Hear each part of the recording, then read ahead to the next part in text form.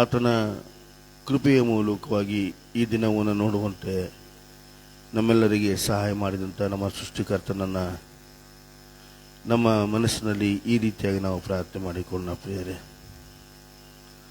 ಕರ್ತನೇ, ಈ ದಿನವನ್ನು ನನಗೋಸ್ಕರವಾಗಿ ನೀನು ಕೊಟ್ಟಿದ್ದೆ, ಅದಕ್ಕಾಗಿ ಸ್ತೋತ್ರ. ಈ ದಿನದಲ್ಲಿ ನಿನ್ನ ಸನ್ನಿಧಾನದಲ್ಲಿ ನಿನ್ನ ವಾಕ್ಯವನ್ನು ಕೇಳುವಂತೆ, ಜೀವವುಳ್ಳಂಥ ವಾಕ್ಯಗಳನ್ನು ಕೇಳುವಂತೆ ನಮ್ಮ ಕಿವಿಯನ್ನು ತೆರೆ ಮಾಡು ಸ್ವಾಮಿ, ನಮ್ಮ ಹೃದಯವನ್ನು ತೆರೆ ಮಾಡು ಸ್ವಾಮಿ ಎಂಬುದಾಗಿ ನಾವು ಕೇಳ್ಕೊತಾ ಈ ದಿನದ ಆತ್ಮೀಕವಾದ ಬಲವರ್ಧನೆಗಾಗಿ ವಾಕ್ಯ ಭಾಗವನ್ನು ಈ ರೀತಿಯಾಗಿ ನಾವು ಓದಿಕೊಂಡ. ಪ್ರಿಯರಾದ ಮಕ್ಕಳೇ, ನಾವು ಬರಿ ಮಾತಿನಿಂದಾಗಲಿ ಬಾಯಿ ಉಪಚಾರದಿಂದಾಗಲಿ ಪ್ರೀತಿಸುವವರಾಗಿರಬಾರದು. ನಿಮ್ಮ ಪ್ರೀತಿಯು ಕೃತ್ಯದಲ್ಲಿಯೂ ಸತ್ಯದಲ್ಲಿಯೂ ತೋರಬೇಕೆಂಬುದಾಗಿ 1 ಯೋಹಾನ 3ನೇ ಅಧ್ಯಾಯ 18ನೇ ವಾಕ್ಯದಲ್ಲಿ ನಾವು ಓದಿಕೊಳ್ತಾ ಇದ್ದೇವೆ. ಆದ್ದರಿಂದ ನಮ್ಮ ಪೂರ್ಣ ಮನಸ್ಸಿನಿಂದ ಆತನನ್ನು ಪ್ರೀತಿಸುವವರಾಗಿದ್ದುಕೊಂಡು ಈ ರೀತಿಯಾಗಿ ಆರಾಧನೆಗೋಸ್ಕರಾಗಿ ಹಾಡನ್ನು ಹಾಡಿಕೋಣ. ಎಂಥ ಒಳ್ಳೆ ದೇವರು ಯೆಸಯ್ಯ ಎಂಬುದಾಗಿ.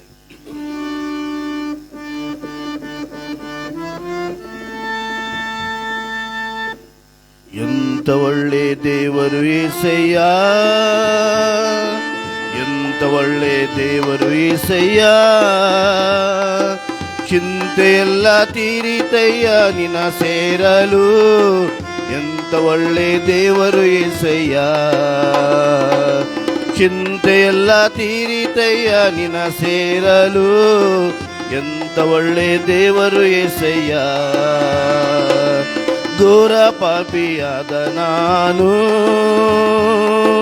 ನಿನ್ನಿಂದ ದೂರ ಹೋದಾಗ, ಘೋರ ಪಾಪಿಯಾದ ನಾನು ನಿನ್ನಿಂದ ದೂರ ಹೋದಾಗ, ನಿನ್ನ ಪ್ರೇಮದೇ ನನ್ನ ಅಪ್ಪಿಕೊಂಡು ಕ್ಷಮಿಸಿದಂತ ನನ್ನ ಯೆಸಯ್ಯ, ನಿನ್ನ ಪ್ರೇಮದೇ ನನ್ನ ಅಪ್ಪಿಕೊಂಡು ಕ್ಷಮಿಸಿದಂತ ನನ್ನ ಯೆಸಯ್ಯ. ಎಂಥ ಒಳ್ಳೆ ದೇವರು ಯೆಸಯ್ಯ, ಎಂಥ ಒಳ್ಳೆ ದೇವರು ಯೆಸಯ್ಯ, ಚಿಂತೆಯೆಲ್ಲ ತೀರಿತಯ್ಯ ನಿನ್ನ ಸೇರಲು. ಎಂಥ ಒಳ್ಳೆ ದೇವರು ಯೆಸಯ್ಯ, ನನಗಿದ್ದ ನನ್ನವರೆಲ್ಲರೂ ನನ್ನ ಬಿಟ್ಟು ದೂರ ಹೋದರು. ನನಗಿದ್ದ ನನ್ನವರೆಲ್ಲರೂ ನನ್ನ ಬಿಟ್ಟು ದೂರ ಹೋದರು. ಎಷ್ಟೆಷ್ಟು ಕಷ್ಟಗಳಿಗೆ ಗುರಿ ಮಾಡಿದರು, ನನ್ನನ್ನು ಬಿಡಲೇ ಯೆಸಯ್ಯ. ಎಷ್ಟೆಷ್ಟು ಕಷ್ಟಗಳಿಗೆ ಗುರಿ ಮಾಡಿದರು, ನನ್ನನ್ನು ಬಿಡಲೇ ಯೆಸಯ್ಯ. ಎಂಥ ಒಳ್ಳೆ ದೇವರು ಯೆಸಯ್ಯ, ಎಂಥ ಒಳ್ಳೆ ದೇವರು ಯೆಸಯ್ಯ, ಚಿಂತೆಯೆಲ್ಲ ತೀರಿತಯ್ಯ ನಿನ್ನ ಸೇರಲು. ಎಂಥ ಒಳ್ಳೆ ದೇವರು ಯೆಸಯ್ಯ, ಚಿಂತೆಯೆಲ್ಲ ತೀರಿತಯ್ಯ ನಿನ್ನ ಸೇರಲು. ಎಂಥ ಒಳ್ಳೆ ದೇವರು ಯೆಸಯ್ಯ.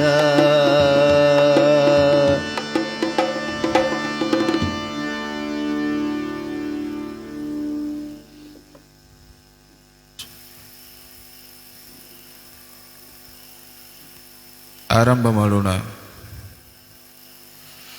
ನಮ್ಮ ದ್ರೋಹಗಳ ದೆಸೆಯಿಂದ ಅವನಿಗೆ ಗಾಯವಾಯಿತು, ನಮ್ಮ ಅಪರಾಧಗಳ ನಿಮಿತ್ತ ಅವನು ಜಜ್ಜಲ್ಪಟ್ಟನು. ನಮಗೆ ಸುಕ್ಷೇಮವನ್ನುಂಟು ಮಾಡುವ ದಂಡನೆಯನ್ನು ಅವನು ಅನುಭವಿಸಿದನು. ಅವನ ಬಾಸುಂಡೆಗಳಿಂದ ನಮಗೆ ಗುಣವಾಯಿತು. ನಮ್ಮ ಆರಂಭವು ತಂದೆ, ಮಗ, ಪರಿಶುದ್ಧಾತ್ಮನಾಗಿರುವ ತ್ರೇಕ ನಾಮದಲ್ಲಿ ಉಂಟಾಗಲಿ. ಆಮೇನ್. ನಾವು ಹಾಡುವಂಥ ಸಂಗೀತದಲ್ಲಿ 82ನೇ ಸಂಗೀತವನ್ನು ಹಾಡಿಕೊಳ್ಳೋಣ. ಹಾಡುವಂಥ ಸಂಗೀತದಲ್ಲಿ 82ನೇ ಸಂಗೀತ 1 ಮತ್ತು 2ನೇ ಚರಣವನ್ನು ಹಾಡಿಕೊಳ್ಳೋಣ.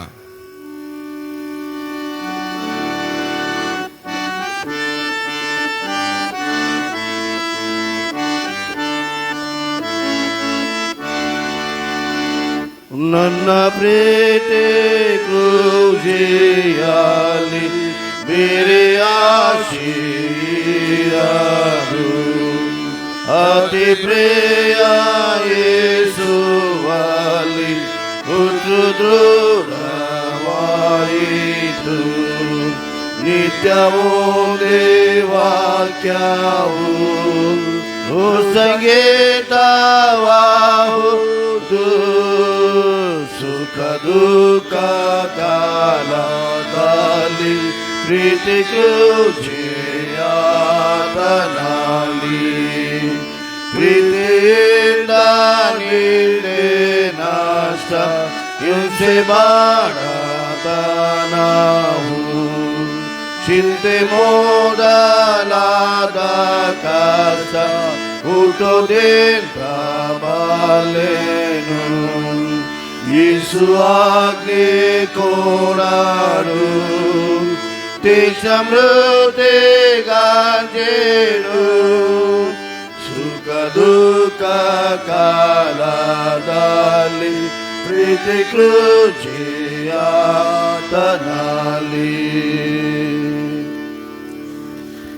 ಪ್ರಾರ್ಥನೆ ಮಾಡೋಣ. ನಮ್ಮನ್ನು ಬಹಳವಾಗಿ ಪ್ರೀತಿ ಮಾಡಿದಂಥ ಸ್ವರ್ಗದಲ್ಲಿ ವಾಸವಾದಂಥ ದೇವರೇ ಸ್ವಾಮಿ, ತಿರುಗೊಂದು ಆವರ್ತಿ ಅಪ್ಪ ನಿನ್ನ ಸನ್ನಿಧಿಯಲ್ಲಿ ತಲೆಬಾಗಿ ಸ್ವಾಮಿ ನಿನ್ನ ಸನ್ನಿಧಿಯಲ್ಲಿ ಸೇರಿ ಬರಲಿಕ್ಕಾಗುವಂತೆ ನಮಗೆ ಕೃಪೆ ಮಾಡಿದೆ, ಅದಕ್ಕಾಗಿ ನಿನಗೆ ಸ್ತೋತ್ರ ಸ್ವಾಮಿ. ಹೌದಪ್ಪ ಸ್ವಾಮಿ, ಇವತ್ತಿನ ಈ ಬೆಳಗಿನ ಜಾವದ ಆರಾಧನೆಯನ್ನು ಸ್ವಾಮಿ ನಿನ್ನ ಆಸ್ತಿಗೆ ಒಪ್ಪಿಸ್ಕೊಡ್ತೇನೆ ಸ್ವಾಮಿ.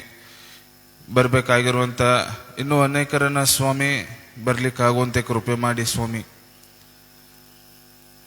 ಅಪ್ಪ, ಎಷ್ಟೋ ಜನರು ಸ್ವಾಮಿ ಇವತ್ತಿನ ದಿನ ನೋಡಿಲ್ಲಪ್ಪ, ನಮ್ಮನ್ನಾದರೂ ಸ್ವಾಮಿ ಜೀವಬಾಧ್ಯರ ಪಟ್ಟಿಯಲ್ಲಿಟ್ಟಪ್ಪ ಒಳ್ಳೆ ರಾತ್ರಿನ ಕಳೆದು ಸ್ವಾಮಿ ಈ ಒಂದು ಮುಂಜಾನೆಯನ್ನ ನೋಡ್ಲಿಕ್ಕಾಗುವಂತೆ ಸ್ವಾಮಿ ನಮಗೆ ಅವಕಾಶ ಮಾಡಿಕೊಟ್ಟಿದ್ದೆ, ಅದಕ್ಕಾಗಿ ನಿನಗೆ ಸ್ತೋತ್ರ ಸ್ವಾಮಿ.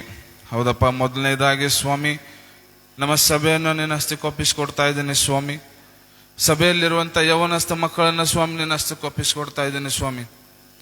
ಯೇಸುವೆ, ಲೋಕದ ಸ್ವಾಮಿ, ಲೋಕದ ಆಸೆಗಳಿಗೆ ಸ್ವಾಮಿ, ಲೋಕದ ಪರಿಸ್ಥಿತಿಗಳಿಗೆ ಸ್ವಾಮಿ ನಮ್ಮ ಯೌವನಸ್ಥ ಮಕ್ಕಳು ಅಪ್ಪ ಹೊಂದಿಕೊಂಡು ಹೋಗುತ್ತಿರುವಾಗ ಯೇಸುವೆ ನೀನ್ ತಾನೇ ಅವ್ರನ್ನ ರಕ್ಷಿಸಿ ಸ್ವಾಮಿ ನಿನ್ನ ದಾರಿಯಲ್ಲಿ ತೆಗೆದುಕೊಂಡು ಬಾರಪ್ಪ ಸ್ವಾಮಿ. ನಮ್ಮ ಸಭೆಗಳಲ್ಲಿ ಅಪ್ಪ ಅನೇಕ ಸ್ವಾಮಿ ಅದ್ಭುತ ಕಾರ್ಯಗಳು ನಡೀಲಿಕ್ಕಾಗುವಂತೆ ನೀನ್ ಕೃಪೆ ತೋರಿಸು ಸ್ವಾಮಿ. ಆತ್ಮಿಕ ಕಾರ್ಯಗಳಲ್ಲಿ ಸ್ವಾಮಿ ನಮ್ಮ ಯೌವನ ಮಕ್ಕಳು ಅಪ್ಪ ನಮ್ಮ ಸಭೆಯಲ್ಲಿ ಉಪಯೋಗವಾಗುವಂತೆ ಸ್ವಾಮಿ ನೀನು ಅವರ ಮನಸ್ಸಲ್ಲಿ ಕಾರ್ಯ ಮಾಡಪ್ಪ ಸ್ವಾಮಿ. ಪರೀಕ್ಷೆ ಬರೀತಿರುವಂತ ಎಲ್ಲ ಮಕ್ಕಳನ್ನ ನಿನ್ನ ಹಸ್ತಕ್ಕೆ ಒಪ್ಪಿಸ್ಕೊಡ್ತಾ ಇದ್ದೇನೆ ಸ್ವಾಮಿ. ಸರಿಯಾದ ಸಮಯಕ್ಕೆ ಸರಿಯಾದ ಪ್ರಶ್ನೆಗೆ ಸರಿಯಾದ ಉತ್ತರವನ್ನು ನೀಡ್ಲಿಕ್ಕಾಗುವಂತೆ ಸ್ವಾಮಿ ನೀನು ಅವರಿಗೆ ಕೃಪೆ ಮಾಡಪ್ಪ ಸ್ವಾಮಿ. ಬಂದಿರುವಂತ ಸ್ವಾಮಿ ಇನ್ನೂ ಬರಲಾರ್ದಂತ ಎಲ್ಲರನ್ನು ಸ್ವಾಮಿ ಎಲ್ಲ ಆತ್ಮಗಳನ್ನು ನಿನ್ನ ಹಸ್ತಕ್ಕೆ ಒಪ್ಪಿಸ್ಕೊಡ್ತಾ ಇದ್ದೇನೆಪ್ಪ. ಪ್ರಾರ್ಥನೆ ಕೇಳಿದಕ್ಕಾಗಿ ಸ್ತೋತ್ರ ಸ್ವಾಮಿ. ಆಮೇನ್.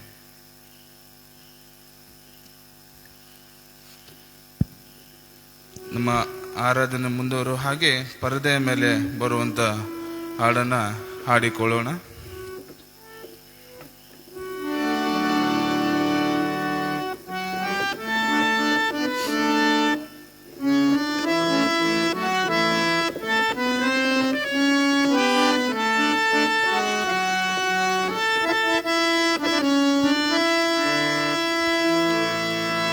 ನಮ್ಮ ಸೃಷ್ಟಿಕರ್ತನೇ ಕಾಯ್ದು ನಡೆಸುವಾತನೇ ತಂದೆಯೇ ನಿನಗೆ ಸ್ತೋತ್ರ.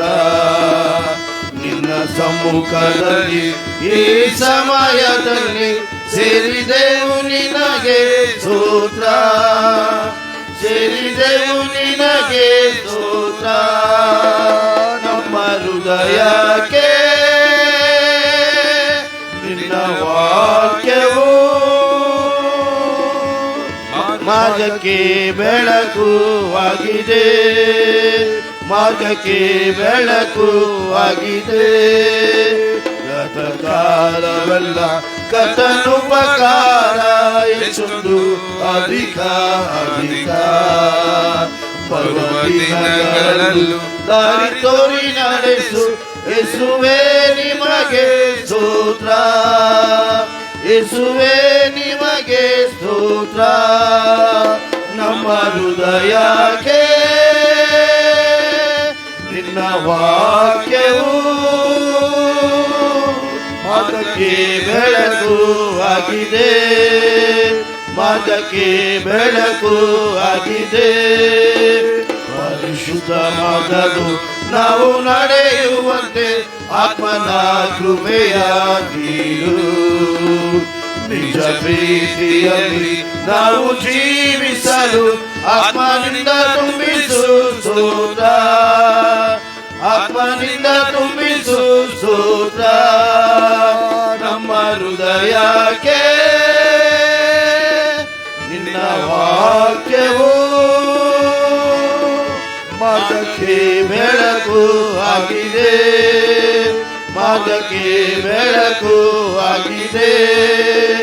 ನಮ್ಮ ಸೃಷ್ಟಿಕರ್ತನೆ ಕಾಯ್ದು ನಡೆಸುವಾತನೇ ತಂದೆಯೇ ನಿನಗೆ ಸ್ತೋತ್ರ. ನಿನ್ನ ಸಮ್ಮುಖದಲ್ಲಿ ಈ ಸಮಯದಲ್ಲಿ ಸೇರಿದೆವು ನಿಮಗೆ ಸ್ತೋತ್ರ, ಸೇರಿದೆವು ನಿಮಗೆ ಸ್ತೋತ್ರ.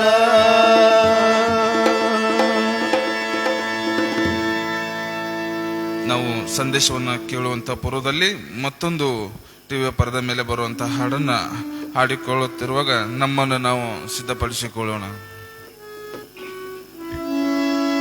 ನಿನ್ನ ಹಾಗೆ ಪ್ರೀತಿಸೋರಿಲ್ಲ,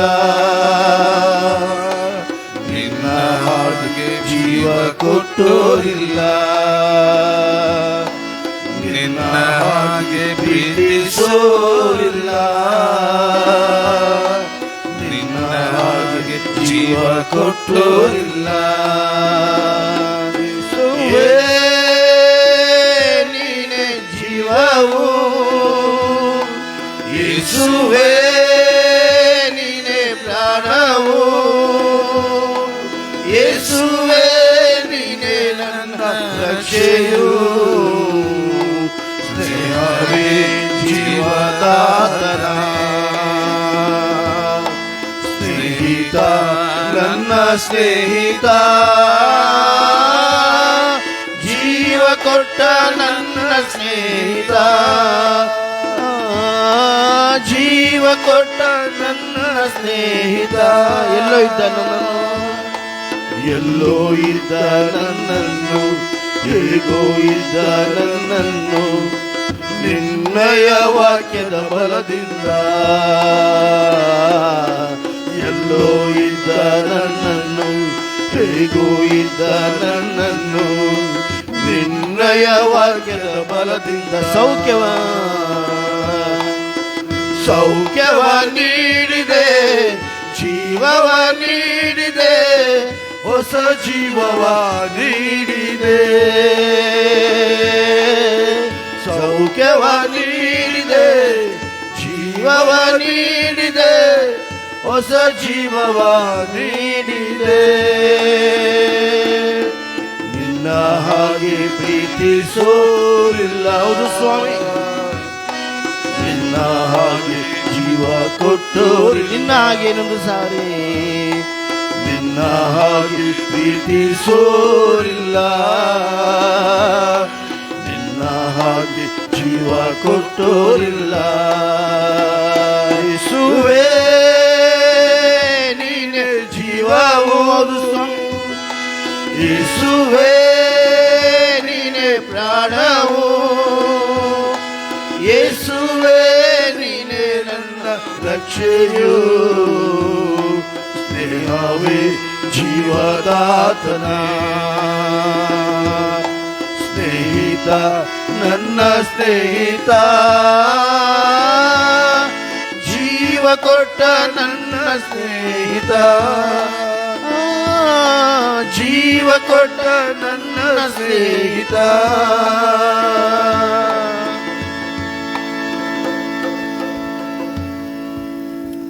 ಈ ಮುಂಜಾನೆಯ ಧ್ಯಾನಕ್ಕಾಗಿ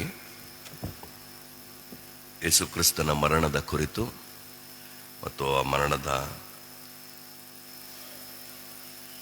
ಹಿಂದೆ ಏನೆಲ್ಲ ದೇವರ ಸತ್ಕಾರ್ಯಗಳಿದೆ ಅವುಗಳನ್ನು ಗಮನಿಸಿ ನಮ್ಮ ಹೃದಯಗಳನ್ನು ಆತನ ಕಡೆಗೆ ಇನ್ನಷ್ಟು ಗೌರವದಿಂದ ನೋಡುವಂತೆ ಪವಿತ್ರಾತ್ಮನು ಸಹಾಯ ಮಾಡಲಿ. ಆದಿಕಾಂಡ 15ನೇ ಅಧ್ಯಾಯದ 17ನೇ ವಚನ. ಆದಿಕಾಂಡ 15ನೇ ಅಧ್ಯಾಯದ 17ನೇ ವಚನ. ಹೊತ್ತು ಮುಣುಕಿ ಕಾರ್ಗತ್ತಲಾದಾಗ ಇಕೋ ಹೊಗೆ ಹಾಯುವ ಒಲೆಯು ಉರಿಯುವ ದೀವಿಟಿಕೆಯು ಕಾಣಿಸಿ ಆ ತುಂಡುಗಳ ನಡುವೆ ಹೋದವು. ಆ ದಿನದಲ್ಲಿ ಯೆಹೋವನು ಅಬ್ರಾಮನ ಸಂಗಡ ಒಡಂಬಡಿಕೆ ಮಾಡಿಕೊಂಡನು ಎಂಬುದಾಗಿ. ಈ ಒಡಂಬಡಿಕೆಯ ವಿಶೇಷತೆ ಏನೆಂದರೆ, ನೀವು 15ನೇ ಅಧ್ಯಾಯ ಗಮನಿಸಿದ್ರೆ ಅದರ ಹಿನ್ನೆಲೆಯಾಗಿ ಲೋಟನನ್ನು ಬಿಡಿಸ್ಕೊಂಡು ಬಂದಿರ್ತಾನೆ, ಯುದ್ಧ ಮಾಡಿ ಬಿಡಿಸ್ಕೊಂಡು ಬಂದಿರ್ತಾನೆ. ಮೆಲ್ಕಿಜೆದೇಕನ ಭೇಟಿ ಆಗಿರುತ್ತೆ ಹಿಂದೆ. ಬಹಳ ಭಯದಿಂದ ಕೂಡಿರುವಂಥ ಅಬ್ರಾಮನನ್ನ ದೇವರು ಸಂಧಿಸ್ತಾನೆ. ದೇವರು ಸಂಧಿಸಿ ಮತ್ತೆ ವಾಗ್ದಾನಗಳ ಪುನರುಚ್ಚಾರ ಮಾಡುತ್ತಾ ಈ ಒಡಂಬಡಿಕೆಗೆ ದೇವರು ಅಬ್ರಾಮನ ಎಳಿತಾನೆ. ಈ ಒಡಂಬಡಿಕೆ ಮಾಡುವಾಗ ಇಲ್ಲಿ ಪಶು ನೋಡ್ತೀವಿ ನಾವು. ಇದು ಯಾಜಕರ ಕಾಂಡದಲ್ಲೂ ಮತ್ತೆ ಮರುಕಳಿಸುವಂಥ ವಿಷಯ. ಆದರೆ ಅಬ್ರಾಹ್ಮನಿಗೆ ಆವತ್ತೇ ಕೊಟ್ಟಿದ್ದ ದೇವರು. ಅದನ್ನು ಹೇಗೆ ಮಾಡಬೇಕು ಅಂತ ಅವನೇ ಹೇಳ್ಕೊಡ್ತಾನೆ.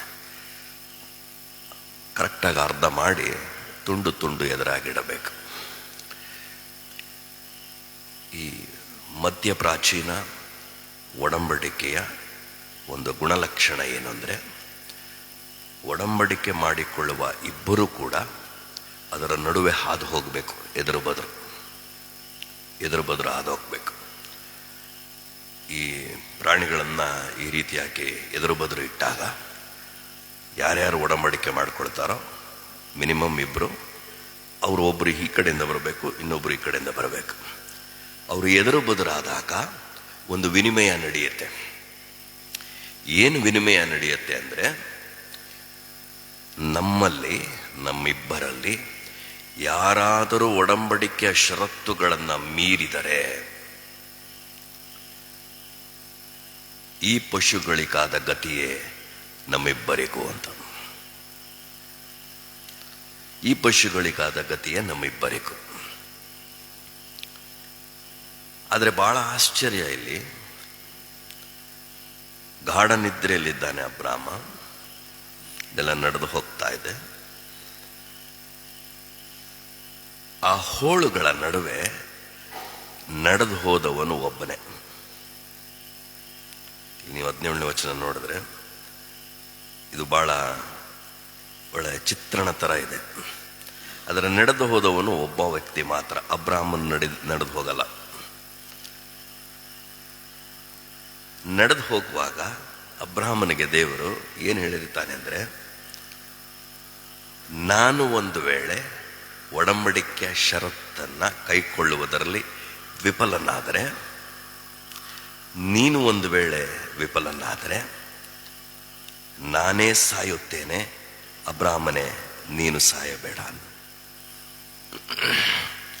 The principles of the cross, ಕ್ರೂಜೆಯ ಮರಣದ ರಹಸ್ಯವನ್ನ ಅಬ್ರಾಹ್ಮನೊಂದಿಗೆ ಇಲ್ಲಿ ಯೆಹೋವನು ಹಂಚಿಕೊಳ್ಳುತ್ತಾ ಇದ್ದಾನೆ.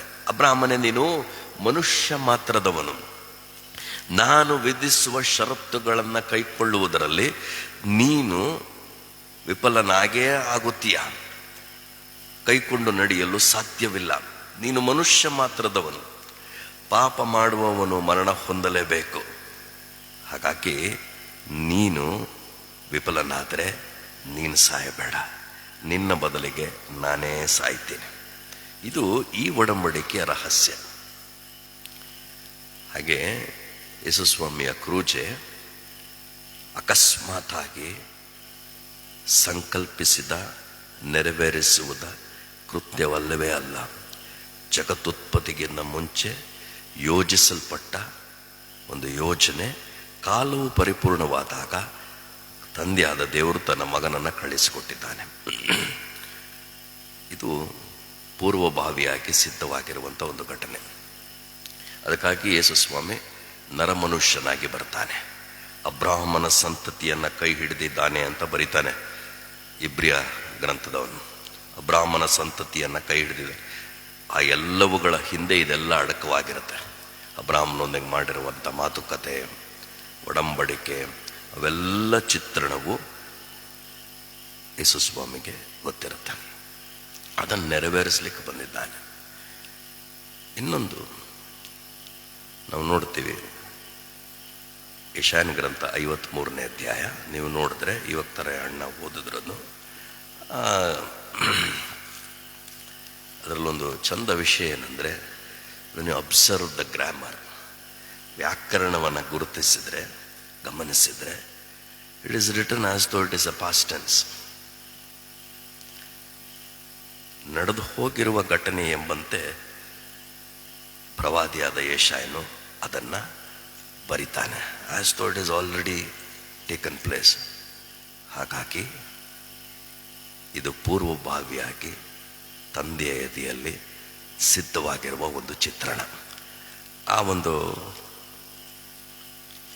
53ನೇ ಅಧ್ಯಾಯ ಬರೀತಾ ಒಂದು ಮಾತನ್ನು ಹೀಗೆ ಬರಿತಾನೆ, 7ನೇ ವಚನ. ಅವನು ಬಾಧೆಗೆ ಒಳಗಾಗಿ ತನ್ನನ್ನು ತಗ್ಗಿಸಿಕೊಂಡನು, ಬಾಯಿ ತೆರೆಯಲಿಲ್ಲ. ವಧ್ಯಸ್ಥಾನಕ್ಕೆ ಒಯ್ಯಲ್ಪಡುವ ಕುರಿಯಂತೆಯೂ ಉಣ್ಣೆ ಕತ್ತರಿಸುವವರ ಮುಂದೆ ಮೌನವಾಗಿರುವ ಕುರಿಯ ಹಾಗೆ ಇದ್ದನು, ಬಾಯಿ ತೆರೆಯಲೇ ಇಲ್ಲ. ಬಾಯಿ ತೆರೆಯಲೇ ಇಲ್ಲ, ನಿಶ್ಶಬ್ದವಾಗಿರ್ತಾನೆ. ಇದನ್ನು ಹೇಗೆ ಯೇಸು ಸ್ವಾಮಿ ಪ್ರವಾದನೆಯನ್ನು ಕೈಕೊಳ್ತಾನೆ, ಅನಾವರಣ ಆಗತ್ತೆ ಅನ್ನೋದನ್ನು ಮತ್ತಾಯನ ಸುವಾರ್ತೆಯಲ್ಲಿ ನೀವು ಗಮನಿಸ್ತೀರ. 26ನೇ ಅಧ್ಯಾಯ 57ನೇ ವಚನದಿಂದ ಓದ್ಕೊಳ್ಳೋಣ ಕೆಲವು ವಚನಗಳು. ಯೇಸುವನ್ನು ಹಿಡಿದವರು ಆತನನ್ನು ಮಹಾಯಾಜಕನಾದ ಕಾಯಫನ ಬಳಿಗೆ ತೆಗೆದುಕೊಂಡು ಹೋದರು. ಅಲ್ಲಿ ಶಾಸ್ತ್ರಿಗಳು ಹಿರಿಯರು ಕೂಡಿ ಬಂದಿದ್ದರು. ಪೇತ್ರನಾದರೂ ದೂರದಿಂದ ಆತನ ಹಿಂದೆ ಹೋಗುತ್ತಾ ಮಹಾಯಾಜಕನ ಮಠದ ಅಂಗಳದ ತನಕ ಬಂದು ಒಳಕ್ಕೆ ಹೊಕ್ಕುವವನ ಗತಿ ಏನಾಗುವುದೋ ನೋಡಬೇಕೆಂದು ಓಲೆಕಾರರ ಸಂಗಡ ಕೂತುಕೊಂಡನು. ಆಗ ಮಹಾಯಾಜಕರು, ಹಿರಿಯ ಸಭೆಯವರೆಲ್ಲರೂ ಯೇಸುವನ್ನು ಕೊಲ್ಲಿಸಬೇಕೆಂದು ಈ ಪದಗಳನ್ನು ಗಮನಿಸ್ರಿ, ಮುಂದಿನ ಪದಗಳನ್ನು. ಆತನ ಮೇಲೆ ಸುಳ್ಳು ಸಾಕ್ಷಿಯನ್ನು ಹುಡುಕಿದರು. ಎಷ್ಟು ದೊಡ್ಡ ರಿಸ್ಕ್ ಗೊತ್ತಾಯ್ತು. ಸುಳ್ಳು ಸಾಕ್ಷಿಯನ್ನು ಹುಡುಕಿದರು. ಧಾರ್ಮಿಕರು ಯೇಸುವನ್ನು ಕೊಲ್ಲಲೇಬೇಕೆಂದು ನಿರ್ಣಯಿಸಿಕೊಂಡಿದ್ದಾರೆ. ಅವಕಾಶಕ್ಕಾಗಿ ಕಾಯುತ್ತಿದ್ದಾರೆ. ಚರಿತ್ರೆ ಏನು ಹೇಳುತ್ತೆ, ಯೇಸುಸ್ವಾಮಿಯ ಕ್ರೂಜೆಯ ಮರಣವನ್ನು ಅನುಭವಿಸುವುದಕ್ಕಿಂತ ಮುಂಚಿತವಾಗಿಯೇ ಸುಮಾರು 12 ಬಾರಿ ಕೊಲೆಗೆ ಯತ್ನ ಆಗಿದೆ. ಸೊ ಆ ಮರಣ ಏನು ಯೇಸುಸ್ವಾಮಿಗೆ ತುಂಬ ಆಶ್ಚರ್ಯವನ್ನು ಕೊಡಲ್ಲ. ಯಾಕಂದರೆ ಕೊಲ್ಲಲೇಬೇಕೆಂಬ ಮನಸ್ಸು, ಆಲೋಚನೆಗಳು ಹಿಂದಿನಿಂದಲೂ ಅವರ ಹೃದಯಗಳಲ್ಲಿತ್ತು. ಸಕಾರಣಗಳಿಲ್ಲ, ಇವಾಗ ಸಕಾರಣಗಳಿಲ್ಲ, ಸಮಯ ಬಂದಿರಲಿಲ್ಲ. ಆದರೆ ಈಗ ಯೇಸುಸ್ವಾಮಿಯನ್ನು ಬಂಧಿಸಿದ್ದಾರೆ. ಇವರು ನೋಡಿ, ಧರ್ಮಶಾಸ್ತ್ರವನ್ನು ಕೂಡ ಕೈಕೊಳ್ಳುವ ಒಂದು ನಟನೆಯನ್ನು ಮಾಡ್ತಾರೆ. ಯಾಕಂದರೆ ನ್ಯಾಯ ವಿಚಾರಣೆ ಇಲ್ಲದೆ ಯಾರಿಗೂ ಕೂಡ ಮರಣದಂಡನೆ ವಿಧಿಸುವ ವಿಚಾರವೇ ಇಲ್ಲ ಧರ್ಮಶಾಸ್ತ್ರದಲ್ಲಿ. ನ್ಯಾಯ ವಿಚಾರಣೆ ಮಾಡಲೇಬೇಕು. ಅದಕ್ಕೆ ನಿಕೋದೇಮನು ಕೂಡ ಉದ್ಘರಿಸ್ತಾನೆ 7ನೇ ಯೋಹಾನ ಸುವಾರ್ತೆಯಲ್ಲಿ, ನಮ್ಮ ಶಾಸ್ತ್ರವು ಒಬ್ಬನನ್ನು ವಿಚಾರಿಸದೆ ಅಂತ ಮಾತಾಡ್ತಾನೆ. ವಿಚಾರಿಸ್ಬೇಕು. ಸೊ ಧಾರ್ಮಿಕ ವಿಚಾರಣೆಯ ಸಭೆಯನ್ನು ಇವರೇ ಏರ್ಪಾಡು ಮಾಡಿಕೊಂಡು ಈಗ ಸೂಕ್ತ ಕಾರಣ, ಆ ಕಾರಣ ಹೇಗಿರಬೇಕು ಅಂದರೆ ಖಂಡಿತವಾಗಿ ಇವನು ಮರಣ ಹೊಂದಲೇಬೇಕೆಂಬ ಕಾರಣ. ಸರಿ, ಸುಳ್ಳು ಸಾಕ್ಷಿಯನ್ನು ಹುಡುಕಿದರು. ಆದರೆ ಬಹುಮಂದಿ ಸುಳ್ಳು ಸಾಕ್ಷಿಗಳು ಬಂದು ನಿಂತರೂ ಏನೂ ಸಿಕ್ಕಲಿಲ್ಲ. ಇದು ಇನ್ನೊಂದು ಆಶ್ಚರ್ಯ. ಹಾಗಾದರೆ ಬಹಳ ಒಂದು ಟೀಮೇ ರೆಡಿ ಆಗಿರಬೇಕಿದೆ. ಈಗ ನ್ಯಾಯ ವಿಚಾರಣೆಯಲ್ಲಿ ವಾದ ಪ್ರತಿವಾದ ಇರುತ್ತೋ ಇಲ್ವೋ?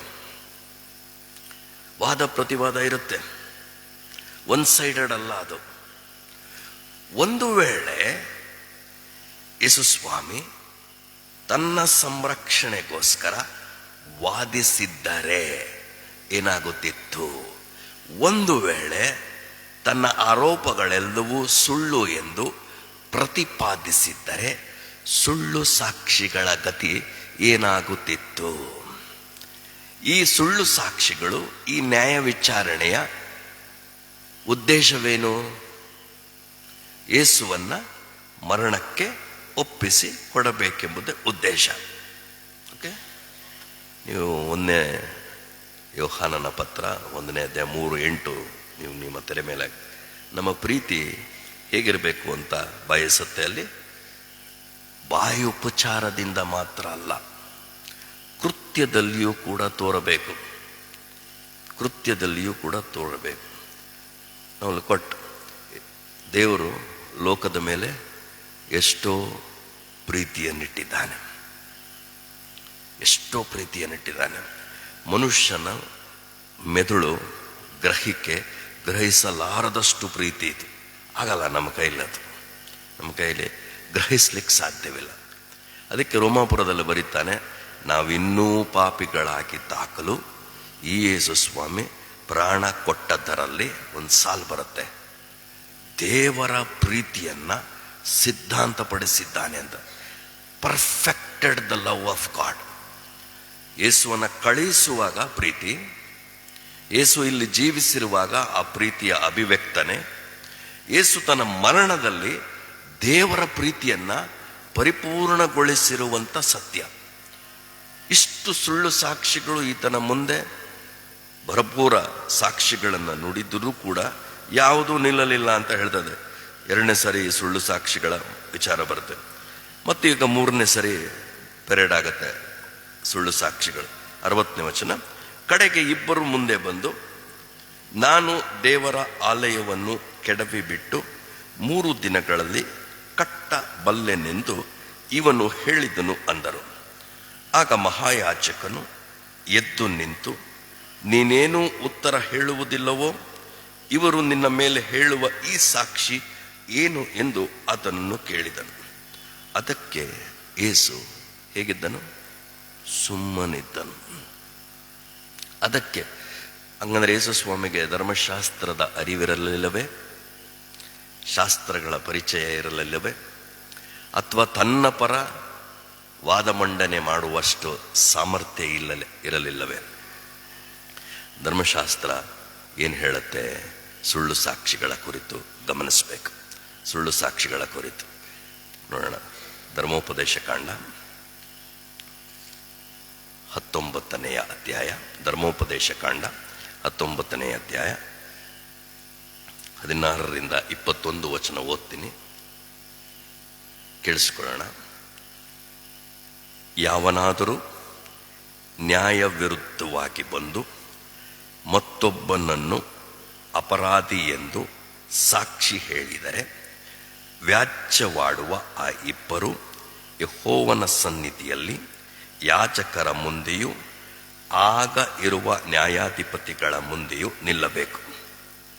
ನ್ಯಾಯಾಧಿಪತಿಗಳು ಚೆನ್ನಾಗಿ ವಿಚಾರಣೆ ಮಾಡಿದ ಮೇಲೆ ಆ ಮನುಷ್ಯನ ಸಾಕ್ಷಿ ಸುಳ್ಳೆಂದು ತೋರಿ ಬಂದರೆ, ಇಲ್ಲಿ ಕೇಳಿಸ್ಕೊಳ್ಳಿ, ಅವನು ಆ ಮತ್ತೊಬ್ಬನಿಗೆ ಮಾಡಿಸಬೇಕೆಂದಿದ್ದ ಶಿಕ್ಷೆಯನ್ನು ಯಾರು ಕೊಡಬೇಕು?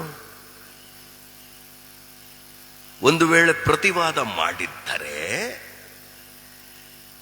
ಸಾಕ್ಷಿಗಳು ಸುಳ್ಳೆಂದು ಸಾಬೀತಾಗಿದ್ದರೆ ಯಾರು ಸಾಯಬೇಕಾಗಿತ್ತು?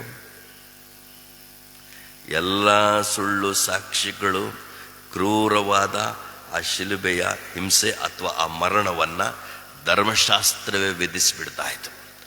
ಬಾಯಿ ತೆರೆಯದೆ ಇರುವುದಕ್ಕೆ ಕಾರಣವೇನು? ಧರ್ಮಶಾಸ್ತ್ರಾಧೀನನಾಗಿ ಬಂದಿದ್ದಾನೆ. ಶಾಸ್ತ್ರಕ್ಕನುಸಾರವಾಗಿ ಆತನು ಮರಣವನ್ನ ಅನುಭವಿಸಿದ್ದಾನೆ. ಯೇಸುಸ್ವಾಮಿಯ ಜೀವನ ದೇವರ ವಾಕ್ಯದ ಚೌಕಟ್ಟಿನಲ್ಲಿ ಅಕ್ಷರಶಃ ನೆರವೇರಿರುವಂಥ ಜೀವನ.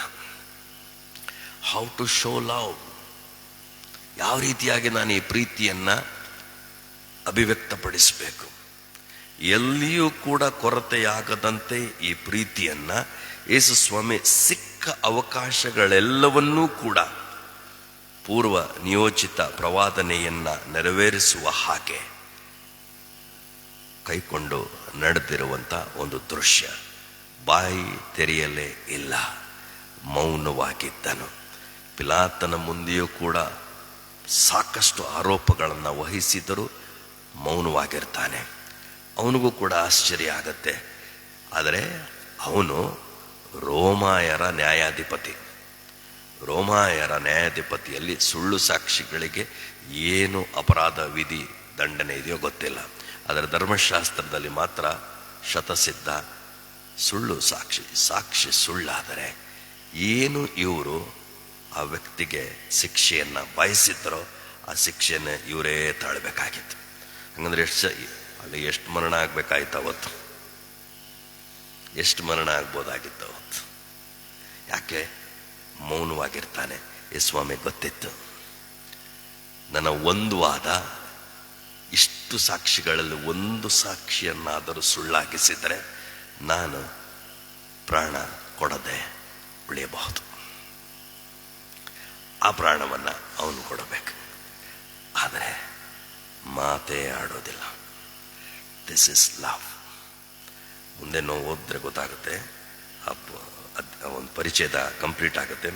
ಓಕೆ, ಅವನು ಆ ಮತ್ತೊಬ್ಬನಿಗೆ ಮಾಡಿಸಬೇಕೆಂದಿದ್ದ ಶಿಕ್ಷೆಯನ್ನು ಅವನಿಗೆ ವಿಧಿಸಬೇಕು. ಹೀಗೆ ನೀವು ಆ ದುಷ್ಟತ್ವವನ್ನು ಸುಳ್ಳು ಸಾಕ್ಷಿಯನ್ನು ಧರ್ಮಶಾಸ್ತ್ರ ಏನಂತ ಕರೆಯುತ್ತೆ? ವಿಕೆಡ್, ದುಷ್ಟತ್ವ, ದೇವರಿಗೆ ವಿರೋಧವಾದದ್ದು ಅದೇ ದುಷ್ಟತ್ವ. ಇಬ್ಬರು ಭಾಷೆ ಅಡಿಯಲ್ಲಿ ದಟ್ ಈಸ್ ವಾಟ್ ದುಷ್ಟತ್ವ.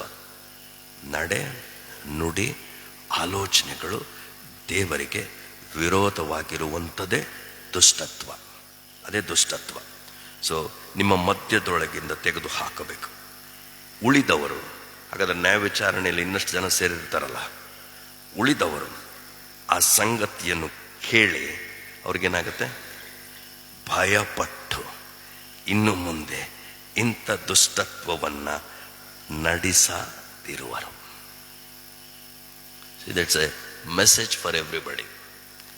ಇನ್ನು ಮುಂದೆ ಇಂಥ ದುಷ್ಟತ್ವಕ್ಕೆ ಕೈ ಹಾಕಬೇಕು. ನೀವು ಅಂಥವರನ್ನು ಕನ್ನಿಕರಿಸಬಾರದು. ಎಷ್ಟು ಕಠಿಣವಾಗಿದೆ ಶಿಕ್ಷೆ. ಅವಾಗ ಹೇಳಿಬಿಡ್ತಾನೆ, ಪ್ರಾಣಕ್ಕೆ ಪ್ರತಿಯಾಗಿ ಯೇಸುಸ್ವಾಮಿಯ ಪ್ರಾಣವನ್ನೇ ತಾನೇ ಇವರು ಕೇಳಿದ್ದು. ಇವನು ಶಿಲುಬೆಯಲ್ಲಿ ಸಾಯಬೇಕೆಂಬುದೇ ಅವರ ಉದ್ದೇಶ, ದುರುದ್ದೇಶ. ಹಾಗಾದರೆ ಸಾಬೀತಾಗಿದ್ದರೆ ಯೇಸುಸ್ವಾಮಿಯ ವಾದ ಮಂಡನೆಯಲ್ಲಿ ಬೇರೆಯವರಿಗೆ ಅಥವಾ ಸಾಕ್ಷಿಗಳು ಸುಳ್ಳಾದವರಿಗೆ ಏನು ವಿಧಿಸ್ತಾ ಇದ್ರು? ಪ್ರಾಣ ದಂಡನೆಯನ್ನು ವಿಧಿಸ್ತಾ ಇದ್ರು. ಅದಕ್ಕೆ ಸ್ವಾಮಿ ಮೌನವಾಗಿದ್ದ. ಅದಕ್ಕೆ ದಶಾಜ್ಞೆಗಳಲ್ಲಿ ಒಂದು ಆಜ್ಞೆ ಇದೆ, ಸುಳ್ಳು ಸಾಕ್ಷಿಯನ್ನು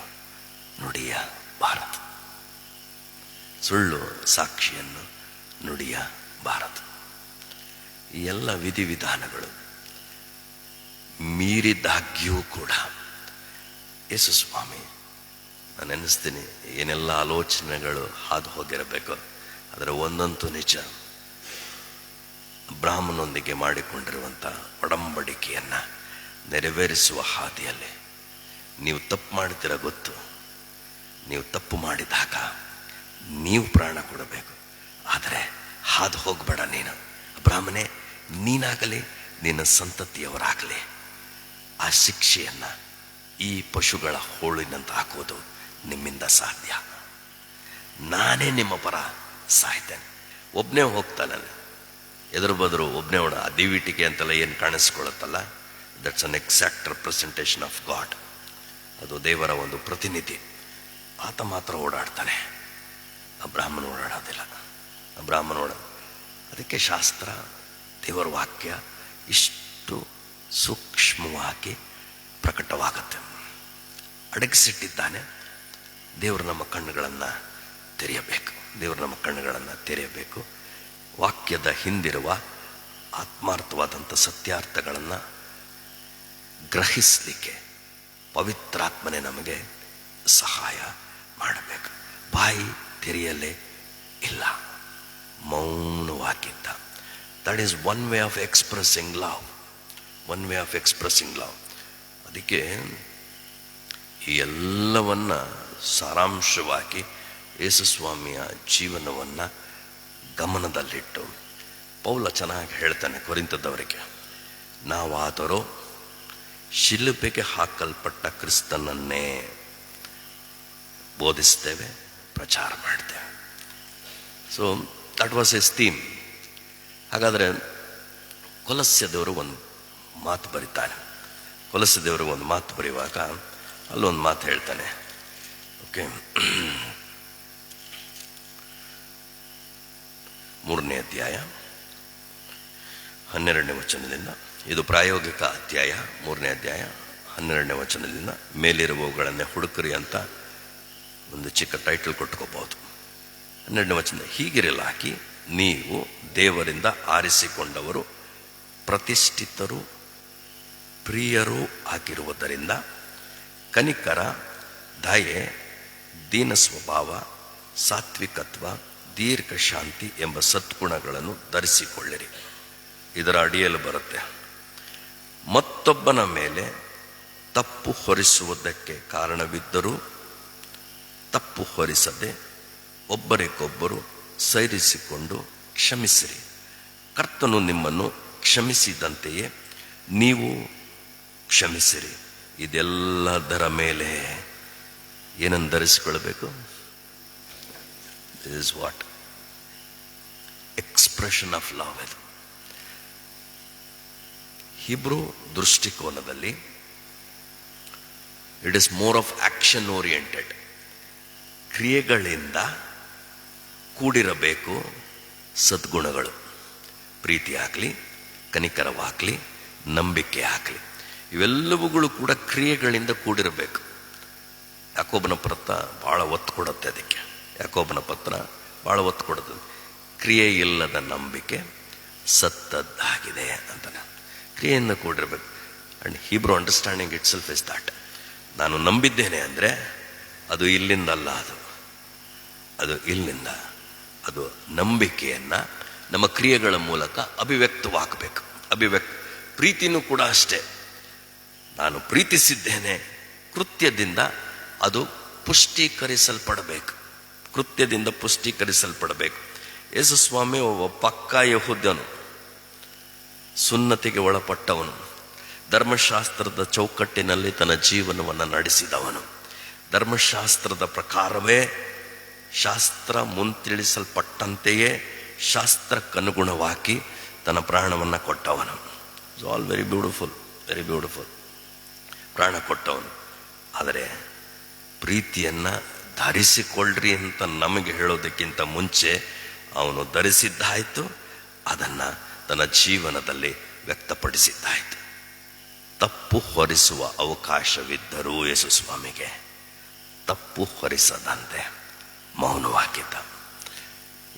ಅದಕ್ಕೆ ಅಪೊಸ್ತಲರ ಕೃತ್ಯ ಭಾಳ ಚಂದ. ಮೊದಲನೇ ಸಾಲು, ಆ ಸಾಲು ಏನಂದರೆ, ತಾನು ಮಾಡದೇ ಇರುವಂಥದ್ದನ್ನು ಮಾಡು ಅಂತ ಹೇಳಲ್ಲ, ಪ್ಯಾರಾಫ್ರೇಸಿಂಗ್. ಅವನು ಕೃತ್ಯದಲ್ಲಿಯೂ ಮಾತಿನಲ್ಲಿಯೂ ಸಮರ್ಥನು. ತಾನು ಮಾಡಿದ್ದನ್ನೇ ಮಾಡು ಎಂದು ಹೇಳುವವನು. ಮೊದಲನೇ ಸಾಲು ಅಷ್ಟೆಲ್ಲ ಮಾತಾಡುತ್ತೆ ಅಪೊಸ್ತಲರ ಕೃತ್ಯದಲ್ಲಿ. ಏಸು ಮಾಡುವುದಕ್ಕೂ ಅಂತಲೇ ಪ್ರಾರಂಭ ಆಗುತ್ತೆ, ಮಾಡುವುದು. ಸೊ ಯೇಸುಸ್ವಾಮಿಯ ಜೀವನ ನಮ್ಮೆಲ್ಲರ ಮುಂದೆ ಸಾದೃಶ್ಯ. ಅದಕ್ಕೆ ಶಿಲುಬೆಯ ಮಾತು ರಕ್ಷಿಸಲ್ಪಟ್ಟವರಿಗೆ ಏನಾಗತ್ತೆ? ದೊಡ್ಡ ಶಕ್ತಿ ಅದು, ದೇವರ ಶಕ್ತಿ ಅದು, ದೇವರ ಶಕ್ತಿ ಅದು. That is why Jesus was silent. Jesus knew. ಯಾಕೆ ಆತನ ಮೌನವಾಗಿದ್ದ? ಬಾಯಿ ತೆರೆಯಲೇ ಇಲ್ಲ. ನಾನು ಒಂದು ವೇಳೆ ಇವರ ಥರನೇ ಧರ್ಮಶಾಸ್ತ್ರದ ಪ್ರಕಾರ ವಾದಿಸಿದರೆ ಎಷ್ಟೊಂದು ಜನ ಸಾಯ್ತಾ ಇದ್ರು. ಅವತ್ತು ಎಷ್ಟೊಂದು ಜನ ಸಾಯ್ತಾ ಇತ್ತು. ಆದರೆ he chose not to open his mouth. ಯಾಕಂದರೆ ಸಮಯ ಬಂದಿತ್ತು, ಅಬ್ರಾಹ್ಮನೊಂದಿಗೆ ಆಗಿರುವ ಒಡಂಬಡಿಕೆಯನ್ನು ನೆರವೇರಿಸುವ ಗಳಿಕೆ ಸಮೀಪವಾಗಿತ್ತು. ಈಗ ಸಮಯ ಬಂದದೆ. ಎಷ್ಟು ಚೆನ್ನಾಗಿ ಹೇಳ್ತಾನೆ ಅದನ್ನು ಯೋಹಾನ್ ಸುವಾರ್ತೆಯಲ್ಲಿ, ಈಗ ಸಮಯ ಬಂದದೆ, ಇದಕ್ಕಾಗಿ ನಾನು ಕಾಯುತ್ತಿದ್ದೇನೆ, ಇದಕ್ಕಾಗಿ ಕಾಯುತ್ತಿದ್ದೇನೆ. So he never missed.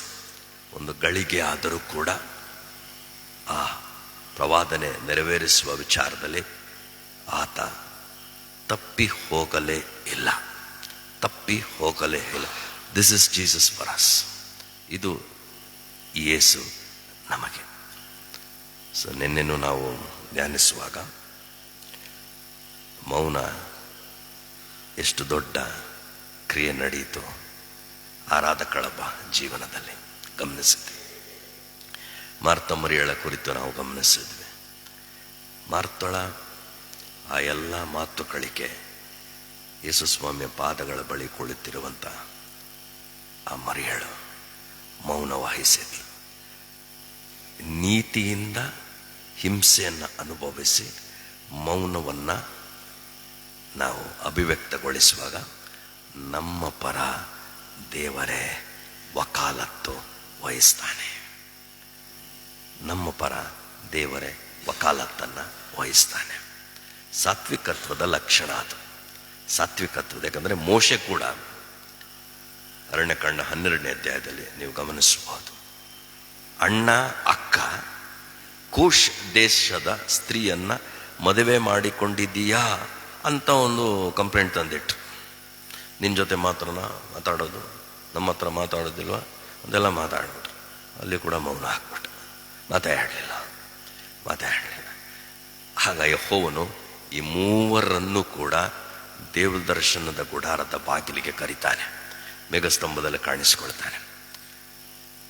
ಯೆಹೋವನೊಂದು ಮಾತು ಹೇಳ್ತಾನೆ, ನಿಮಗೆ ಎಷ್ಟು ಧೈರ್ಯ ಇರಬೇಕು ಅಂತ ಪ್ರಶ್ನಿಸ್ತಾನೆ. ಅವರಿಬ್ಬರನ್ನ ಮುಂದೆ ಕರೆದು ಪ್ರಶ್ನೆ, ಎಷ್ಟು ಧೈರ್ಯ ಇರಬೇಕು ನಿಮಗೆ? ಈ ಮೋಶೆ ನನ್ನ ಮನೆಯಲ್ಲೆಲ್ಲ ನಂಬಿಗಸ್ತನು. ಎಂಥ ಸರ್ಟಿಫಿಕೇಟ್! ದೇವರೊಬ್ಬ ವ್ಯಕ್ತಿಗೆ ಸರ್ಟಿಫಿಕೇಟ್ ಕೊಟ್ಟರೆ ಮನುಷ್ಯನ ಸರ್ಟಿಫಿಕೇಟ್ ಎಲ್ಲೇ ನಿಲ್ಲಬಹುದು? ಈ ಮೋಶೆ ನನ್ನ ಮನೆಯಲ್ಲೆಲ್ಲ ನಂಬಿಗಸ್ತನು. ಪ್ರವಾದಿ ಇದ್ದರೆ ನಾನು ಮಾತಾಡ್ತೀನಿ, ಆದರೆ ನಾನು ಇವನ ಜೊತೆ ಮುಖಾಮುಖಿಯಾಗಿ ಮಾತಾಡ್ತೇನೆ. ಇವನು ನನ್ನನ್ನೇ ದೃಷ್ಟಿಸುವವನು. ಎಂಥ ಶ್ಲಾಘನೆಯ ಮಾತುಗಳು! ನಮ್ಮ ಮೌನಗಳು ಅನೇಕ ಸಾರಿ ತೀವ್ರವಾದ ಘಟ್ಟಗಳಲ್ಲಿ ದೇವರ ಶ್ಲಾಘನೆಗೆ ಒಳಗಾದರೆ ಶ್ರೇಷ್ಠವಾದ ವಿಚಾರಗಳು ಪ್ರವಾದನೆಯೋಪಾದಿಯಲ್ಲಿ ಕೇಳಿಸ್ಕೊಳ್ಳಿಕ್ಕೆ ಸಾಧ್ಯವಾಗ್ತದೆ. ಅದೇ ಮಾತು ಇಬ್ರಿಯರ ಗ್ರಂಥದಲ್ಲಿ ಬರೀತಾನೆ, ಈ ಮೋಶೆ ನನ್ನ ಮನೆಯಲ್ಲೆಲ್ಲ ನಂಬಿಗಸ್ತನು. ಬರೀತಾನೆ ಗ್ರಂಥಕರ್ತನು 3ನೇ ಅಧ್ಯಾಯ, ಮನೆಯಲ್ಲೆಲ್ಲ ನಂಬಿಗಸ್ತನು ಅಂತ ಬರೀತಾನೆ. So silence at the time of cross is the greatest expression of love. ಯೇಸು ಸ್ವಾಮಿಯ ಮೌನ ತನ್ನ ಮರಣದ ಆ ಗಳಿಕೆಯಲ್ಲಿ, ನ್ಯಾಯ ವಿಚಾರಣೆಯಲ್ಲಿ ಒಂದು ಶ್ರೇಷ್ಠವಾದ ಪ್ರೀತಿಯ ಪ್ರಕಟಣೆ ಅದು. ಸೊ ನಮ್ಮ ಪ್ರೀತಿ ಬರೀ ಬಾಯಿ ಮಾತಿನಿಂದ ಹಾಕಬಾರ್ದು, ಕೃತ್ಯದಿಂದ ಹಾಕಬೇಕು. ನಮ್ಮಿಂದ ಸಾಧ್ಯವಿಲ್ಲ ಅನ್ನೋದು ನಾನು ಹೇಳ್ಬಿಡ್ತೀನಿ. It's not easy. ಪ್ರೀತಿ ಇಸ್ ನಾಟ್ ಎಮೋಷನಲ್. ಪ್ರೀತಿಸಿದವರನ್ನೇ ಪ್ರೀತಿಸಿದರೆ ಹೆಚ್ಚಿನದಾಗಿ ಏನು ಮಾಡಿದಂತಾಯ್ತು? ಪ್ರಶ್ನಿಸ್ತಾನೆ. ನಿಮ್ಮ ವೈರಿಗಳನ್ನು ದ್ವೇಷಿಸಬೇಕು ಅಂತ ಹೇಳಿ, ಅದೇ ಇಟ್ಸ್ ಅ ಓರಲ್ ಲಾ. ಆದರೆ ನಾನು ನಿಮಗೆ ಹೇಳ್ತೀನಿ, ನಿಮ್ಮ ವೈರಿಯನ್ನು ಏನು ಮಾಡಬೇಕು? ಪ್ರೀತಿಸಬೇಕು, ಆಮೇಲೆ ಪ್ರಾರ್ಥಿಸಬೇಕು. ಪ್ರಾರ್ಥಿಸೋದು ಈಸಿ, ಪ್ರೀತಿಸೋದು ಕಷ್ಟ. ಪ್ರೀತಿಸದೆ ಪ್ರಾರ್ಥಿಸಕ್ಕೆ ಹೋಗ್ಬೇಡಿ. ಅದು ಇನ್ಸ್ಟಾಲ್ಮೆಂಟ್ ಆಗುತ್ತೆ, ದೇವರ ನೀತಿಗೆ ವಿರುದ್ಧವಾಗುತ್ತೆ. ಅಂಥ ಪ್ರಾರ್ಥನೆಗಳಿಗೆ ಉತ್ತರ ಸಿಗೋದಿಲ್ಲ, ಹೇಳ್ಬಿಡ್ತೀನಿ. ಪ್ರೀತಿಸಿ ಆಮೇಲೆ ಪ್ರಾರ್ಥಿಸಿ. ಈ ಪ್ರೀತಿ ನಮ್ಮಿಂದ ಉತ್ಪಾದನೆ ಆಗಲಿಕ್ಕೆ ಸಾಧ್ಯವೇ ಇಲ್ಲ. ದೇವರು ಮೊದಲು ನಮ್ಮನ್ನು ಪ್ರೀತಿಸಿದ್ದರಿಂದ ನಾವು ಪ್ರೀತಿಸುತ್ತೇವೆ. ಅದಕ್ಕೆ ಒಂದು ಚಿಕ್ಕ ಪ್ರಾರ್ಥನೆಯನ್ನು ಬಹಳ ಚಂದವಾಗಿ ರೋಮಾಪುರ ಪತ್ರ 5ನೇ ಅಧ್ಯಾಯದಲ್ಲಿ ಬರಿತಾನೆ. ಒಂದು ನಿಶ್ಚಯವಾದ ಒಂದು ಸಂಗತಿ ಪ್ರೀತಿಯ ಕುರಿತು ಅಲ್ಲಿ ಅಡಕವಾಗುತ್ತೆ. ಏನಂದರೆ 5ನೇ ಅಧ್ಯಾಯದ 5ನೇ ವಚನ ಸುಲಭವಾಗಿ ನೆನಪಿಟ್ಕೊಳ್ಬೋದು. ಪ್ರೀತಿಯ ಕುರಿತು it should be our prayer every day. ಈ ನಿರೀಕ್ಷೆಯು ನಮ್ಮ ಆಶೆಯನ್ನು ಭಂಗಪಡಿಸುವುದಿಲ್ಲ. ಈ ಮೇಲಿನ ಎಲ್ಲ ವಿಚಾರಗಳು ಹೇಳುತ್ತೆ. ನಮಗೆ ಕೊಟ್ಟಿರುವ ಪವಿತ್ರಾತ್ಮನ ಮೂಲಕವಾಗಿ ದೇವರ ಪ್ರೀತಿ ರಸವು ನಮ್ಮ ಹೃದಯಗಳಲ್ಲಿ ಧಾರಾಳವಾಗಿ ಸುರಿದಿದೆಯಲ್ಲ. So it is not by our own strength. ನಮ್ಮ ಬಲದಿಂದ ಪ್ರೀತಿಸಲಿಕ್ಕೆ ಸಾಧ್ಯವಿಲ್ಲ. This should be our prayer. For your love. ನಿನ್ನ ಪ್ರೀತಿಯನ್ನು ನನ್ನ ಹೃದಯಗಳಲ್ಲಿ ಧಾರಾಳವಾಗಿ ಸುರಿಸು ಪವಿತ್ರಾತ್ಮನೇ. ನೀನು ಪ್ರೀತಿಸಿದಂತೆ, ನೀನು ಕ್ಷಮಿಸಿದಂತೆ ನಿನ್ನ ಹೆಚ್ಚೆಚಾಡಿನಲ್ಲಿ ನಡೆಯುವುದಕ್ಕೆ ಕಲಿಸಿಕೊಡು. This is the call of God. ಇದು ದೇವರ ಕರೆ. ಆತನ ಹೆಚ್ಚೆಚಾಡಿನಲ್ಲಿ ನಡೆಯುವುದಕ್ಕೆ, ಆತನನ್ನು ಅನುಸರಿಸುವುದಕ್ಕೆ, ಎಲ್ಲದರ ಮೇಲೆ ಪ್ರೀತಿಯನ್ನು ಧರಿಸಿಕೊಳ್ಳಿರಿ. ಸಂಬಂಧಕ್ಕೆ ಅವಶ್ಯ ಇದು. ಇಲ್ಲದಿದ್ದರೆ ಬಹಳ ಕಷ್ಟ. ಅವರ್ ಕ್ರಿಶ್ಚಿಯಾನಿಟಿ, ನಮ್ಮ ಕ್ರೈಸ್ತತ್ವ ಅಪರಿಚಿತರ ನಡುವೆ ಪ್ರಬುದ್ಧತೆಗೆ ಬರಲ್ಲ. Let me tell you that. ಅಪರಿಚಿತರ ಮಧ್ಯೆ ಕ್ರೈಸ್ತತ್ವ ಪ್ರಬುದ್ಧತೆಗೆ ಬರಲ್ಲ. It will not mature there. ದಿವಸ ನೋಡ್ತೀವಿ ನೋಡಿ, ನಮ್ಮ ಜೊತೆಯಲ್ಲಿ ಜೀವಿಸುವವರ ಮಧ್ಯೆ ಹತ್ತಿರದ ಸಂಬಂಧಿಗಳ ಜೊತೆ ಒಡನಾಟ ಇರುತ್ತಲ್ಲ, ಅಲ್ಲೇ ಟೆಸ್ಟ್ ಆಗೋದು. Between relationships, between our relatives, between our friends. ಅಂದರೆ ಇವರೆಲ್ಲರೂ ದಿವಸ ಕಾಣಬೇಕಾರೆ. ಅಪರಿಚಿತರಿಗೆ ನಾವು best. We talk so good, so gentle, ಭಾಳ ಚೆನ್ನಾಗಿ ಸೌಮ್ಯ, ಭಾಳ ಚೆನ್ನಾಗಿ ಮಾದ. ದಟ್ ಈಸ್ ನಾಟ್ ಟಿಕ್ ಆಗಲ್ಲ. ದಿವಸ ನೋಡ್ತೀವಿ ನೋಡಿ. ಯಾಕಂದರೆ ಪರಸ್ಪರರ ಬಲಹೀನತೆಗಳು ಗೊತ್ತಿರುತ್ತೆ. ಆಗ ನಮ್ಮ ನಡೆಗಳು, ಆಗ ನಮ್ಮ ನೋಟಗಳು ಅದಕ್ಕೆ ತಕ್ಕನಂತೆ ಸೂಟ್ ಆಗತ್ತೆ. ಸೊ ಅಲ್ಲಿ ಪರೀಕ್ಷೆಗೆ ಒಳಗಾಗಬೇಕು. ಅಲ್ಲಿ ಗುಣ ಧರ್ಮಗಳು ಓರೆಗೆ ಹಚ್ಚಬೇಕು. ಅಲ್ಲಿ ಇವೆಲ್ಲವುಗಳು ಹೊರಹೊಮ್ಮಬೇಕು. This is what Jesus did. Jesus did not die in India. ಅವ್ರ ಜನರ ಮಧ್ಯೆನೆ ಪ್ರತಿ ದಿವಸ ನೋಡ್ತಾ ಇದ್ರು ಅವ್ರನ್ನ. ಪ್ರತಿ ದಿವಸ ಎದುರಾಳಿಗಳಾಗಿ ಎದುರನ್ನು ಮಾತಾಡುತ್ತಾ, ಸಂಚು ಮಾಡುತ್ತಾ, ಧಾರ್ಮಿಕರ ನಡುವೆ ಯೇಸು ಸ್ವಾಮಿ ತಂದೆ ಕೊಟ್ಟ ಕೆಲಸವನ್ನು, ದೇವರ ಚಿತ್ತವೆಂಬಂತೆ ನೆರವೇರಿಸಿ ಅಷ್ಟೆಲ್ಲ ವಿರೋಧಗಳನ್ನು ಕಟ್ಟಿಕೊಂಡ. ಎಲ್ಲರೂ ನೋಡಿದ್ರು. 3 ದಿವಸದಲ್ಲಿ ಕಟ್ತೀನಿ ಕೇಳಿಸ್ಕೊಂಡಿದ್ರು. ಅದಕ್ಕೆ ಬಂದು ನೋಡಿದ್ರು. So our love is exhibited with in, not out. So ಆ ರೀತಿಯಾಗಿ ಜೀವಿಸಲು ದೇವರಾತ್ಮನು ದೇವರ ಪ್ರೀತಿ ರಸವನ್ನು ನಮ್ಮ ಹೃದಯಗಳಲ್ಲಿ ಧಾರಾಳವಾಗಿ ಸುರಿಸಲಿ. ಅದನ್ನು ಹೆಚ್ಚೆಚಾಡಿನಲ್ಲಿ ನಡಿಲಿಕ್ಕಾಗುವ ಹಾಗೆ ದೇವರು ಕೃಪೆ ಮಾಡಲಿ. ಕರ್ತನ ಮಾತುಗಳಿಂದ ನಮ್ಮನ್ನು ಉತ್ತೇಜಿಸಲಿ. ಆತ್ಮಿಕವಾಗಿ ನಡೀಲಿಕ್ಕೆ ಬಲವರ್ತನೆಯನ್ನು ದಯಪಾಲಿಸಲಿ. ಆಮೆನ್.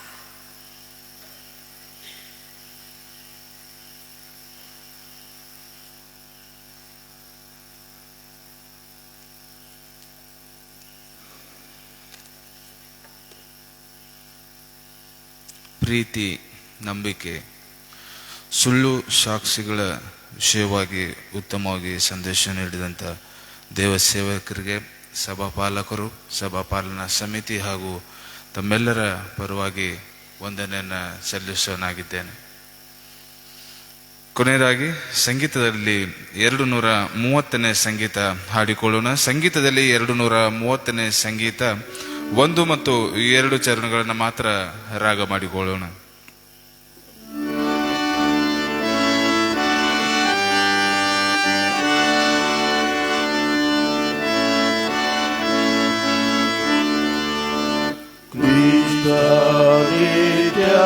ಶೈಲವೇ ಶರಣಾಗು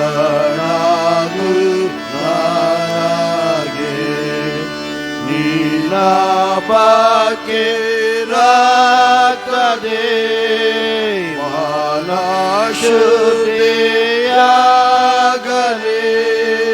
ಪಾಪ ಜಯಿಸು ಶಕ್ತಿಯ ಹುಟ್ಟಿಸೋದಿ ನೇತರ ಆಗೆಗಾಲು ಸಾರವು ನಾನು ನಾಡ ಕೊಡಲು ಯೇಸು ಯಾಜ್ಞ ಪಾಠರು ಈಕೆ ಬೇಕೆ ಆತರು ನನ್ನ ಪಾಪ ಹೋಗದು ನಿನ್ನ ಕೃಪೆ ಗಾತೆಯು.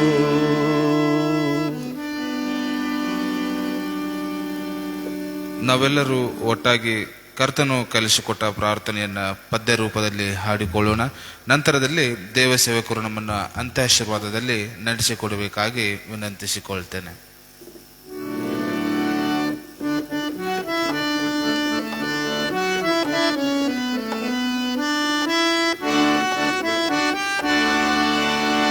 ಪರಲೋಕ ಜನಕ ಭವದ ವಿಧಾನ ಪಾವನವಾಗಿರಲಿ ಸುರಚಿರವಾಗಿ ಹರಿ ನಯನ ರಾಜವು ಸ್ಥಿರವಾಗಿ ಆಮೆನ್. ಪರದಾದಲ್ಲಿ ಚೀತವು ನಯವೇ ಹರಿಯನು ದಿನದ ಬುದ್ಧಿ ಪರಿಪಾಲಿಸು ಎಂಬ ಕೊರತೆಯ ನೀಗಿಸು ವರಸು ಗುಣಾಕರ ದಯಶೀಲ ಆಮೆನ್. ಕ್ಷಮಿಸಮ ಪಾಪಗಳನ್ನು ನಾವಿತರ ಕ್ಷಮಿಸಿದ ತೆರದಿದ ಕರನೆ ಕ್ಷೇಮವ ಪಾಲಿಸು ದೀನರ ರಾಜಿಸು ಕಾಮಿತ ಬಲದ ವ್ಯಕಲೀನೆ ಆಮೆನ್. ಶೋಧನೆಯೊಳಗೆ ಸೇರಿಸದಿರು ಭೂಮಿ ಶೋಧಕರಿಂದ ತಾಯಿ ಪ್ರಭು ಸಿದ್ಧತೆ ರಾಜವು ಬಲವು ಮಹಿಮೆಗಳು ಹೋದಯ ದೀಕ್ಷಣೆ ನಿನ್ನೌಕ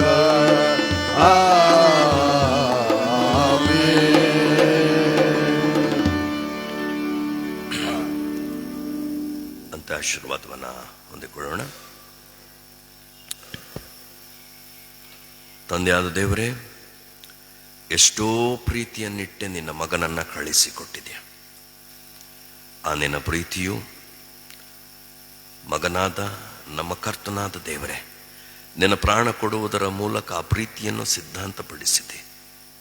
ಯೇಸುವೆ, ನಿನ್ನ ಕೃಪೆಯು ನಾವು ಫಲ ನೀಡುವಂತೆ, ಫಲಿಸುವಂತೆ ನಮ್ಮಲ್ಲಿ ವಾಸವಾಗಿದ್ದು ನಿರಂತರ ಕಾರ್ಯ ಸಾಧಿಸುವ ಪವಿತ್ರಾತ್ಮನ ಐಕ್ಯತೆಯು ಅನ್ಯೋನ್ಯತೆಯು ನಿತ್ಯ ನಿರಂತರವಾಗಿ ನೆರೆದಿರುವ ಸಭೆಯೊಂದಿಗೂ ಇದನ್ನು ಆಲಿಸುತ್ತಿರುವ ಪ್ರತಿ ಶ್ರೋತೃಗಳೊಂದಿಗೂ ಈ ದಿನದುದ್ದಕ್ಕೂ ಜೀವನದುದ್ದಕ್ಕೂ ನೆಲೆಯಾಗಿರಲಿ. ಆಮೆನ್.